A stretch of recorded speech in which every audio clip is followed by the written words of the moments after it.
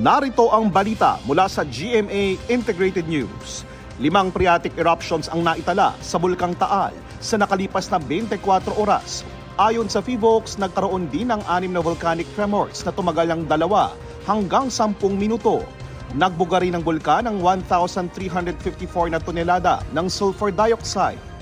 Paliwanag ng PHIVOLCS sa mga ganitong pagkakataon, posible ang biglaang paglalabas ng steam o phreatic explosions at manipis na ashfall. Nananatili sa Alert Level 1 ang Bulkang Taal.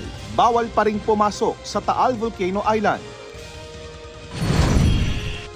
Narito naman iba pang balitang binabantayan ng GMA Integrated News. As of 8:37 a.m., isa ang naghain ng Certificate of Candidacy para sa pagkasenador sa eleksyon 2025.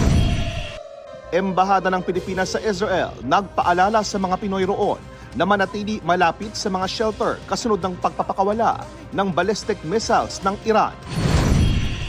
At Bagyong Julian, posibleng pumasok ulit sa Philippine Area of Responsibility ngayong araw. Para sa mas malaking misyon at mas malawak na paglilingkod sa bayan, ako po si JP Soriano ng GMA Integrated News, ang News Authority ng Pilipino.